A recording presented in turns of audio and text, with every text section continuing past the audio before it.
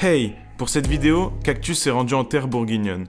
Le vin et la moutarde n'ayant plus de secret pour nous, alors direction la JDA Dijon, le plus gros club de basket de la région. Ici, la formation est un aspect important de l'histoire du club. La Jeanne accompagne les meilleurs espoirs de 15 à 21 ans. Avec l'arrivée d'un nouveau directeur sportif en mars et d'une nouvelle coach pour les espoirs, le projet de formation devient très clair. Le club met les moyens pour la formation, avec les logements, la résidence, avec le club au niveau du palais des sports, avec les encadrants et surtout les bénévoles qu'il y a autour de nous. Dans le nouveau projet de club que porte la JDA, la formation occupe une place très spéciale. Nous, en tout cas, on y attache beaucoup d'importance, tant à la formation du futur basketteur de demain qu'à la formation du futur adulte de demain. Quand on est en place en dehors du terrain, on sera en place sur le terrain. Arrivé il y a 3 ans au centre de formation, Ilias et Hugo mènent un double projet, sportif et scolaire, bien encadré par le club. Notre emploi du temps il est aménagé pour faire en sorte d'avoir tous les entraînements possibles et de faire la musculation le matin par exemple. On a des bénévoles qui nous aident, notamment une personne qui nous faisait de l'aide scolaire quand on en avait besoin. Donc, et même les coachs, ils veillent à ce que notre comportement il soit bon en cours et qu'on ait des bonnes notes pour pouvoir s'entraîner à côté. Très peu de joueurs signeront un contrat professionnel en sortant du centre. Mais l'objectif principal n'est pas là. C'est vrai qu'on est là pour accompagner les joueurs pour que chaque joueur atteigne ce qu'on appelle son haut niveau à lui. On n'aura pas que des joueurs qui vont être des joueurs de Betclic Elite, de Pro B, d'Euroleague, voilà. Il y aura des joueurs peut-être de N2, N3, National 1, on ne sait pas. En plus du basket, le club attache une importance particulière au fait que les jeunes aient une hygiène de vie digne d'un sportif professionnel. Que ce soit sur le terrain ou en dehors, avec l'hygiène de vie, avec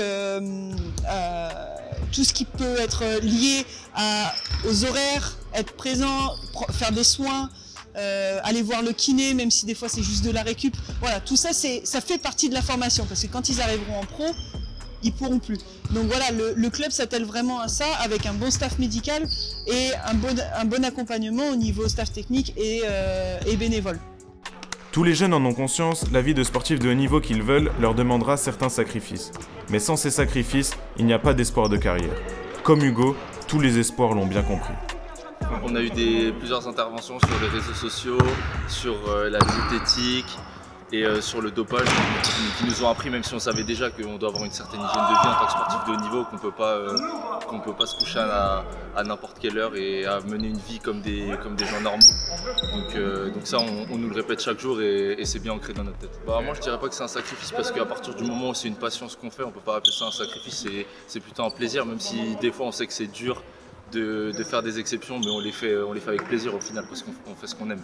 Le fossé entre le monde espoir et le monde professionnel, Élise Prodhomme l'a vécu en tant qu'ancienne joueuse et sait comment ça se passe. Elle veut préparer au mieux ses joueurs pour ce moment délicat. Moi, ce que j'ai vécu, c'est qu'on arrive dans le monde professionnel et si dans un centre de formation avant, on ne nous a pas expliqué ce que c'était, ben on arrive et on découvre des choses. Alors on découvre, ça a son lot de qualité aussi, mais je trouve ça plus intéressant pour moi de leur apprendre ce que c'est. Après, ils découvriront en fonction de chaque club. Et c'est pour ça, avec mon directeur sportif, on est vraiment sur ça, sur l'accompagnement des jeunes. L'objectif, c'est vraiment de leur faire comprendre, que ce soit Frédéric sur les U18, moi sur les espoirs, ou que ce soit notre directeur sportif, c'est vraiment de leur faire comprendre qu'ils ont les clés en main. Ils veulent travailler, ils vont travailler. Mais c'est leur projet, pas le nôtre, c'est leur projet. Aujourd'hui, on estime qu'un joueur d'un centre de formation sur 3 jouera dans un championnat professionnel plus tard dans sa carrière. D'où l'importance de signer le bon contrat au bon moment et pour le bon club. Pour ça, il va falloir plaire aux recruteurs en face de la table. Et eux vont regarder quelques caractéristiques particulières chez le joueur.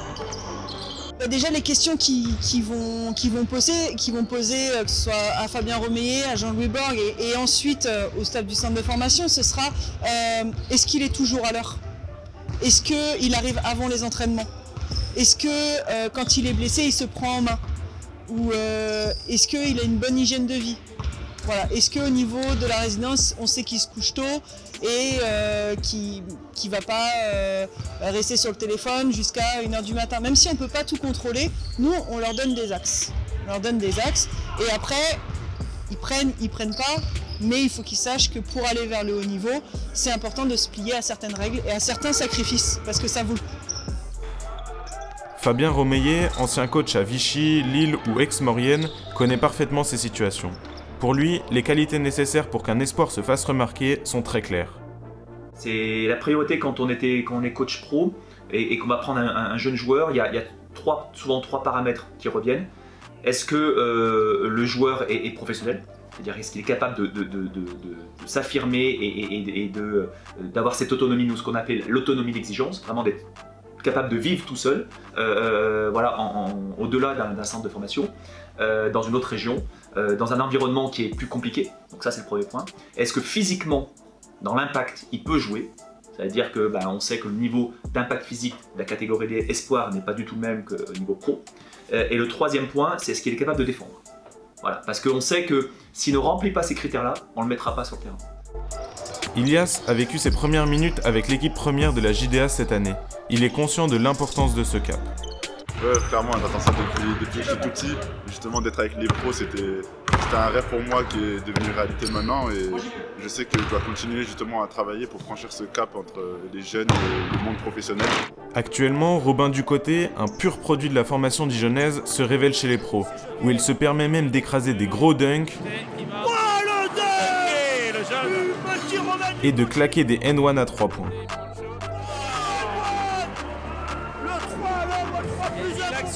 Moi je pars du principe aussi, et c'est la philosophie du club, c'est plus on amène les jeunes vers les pros, plus notre formation est meilleure.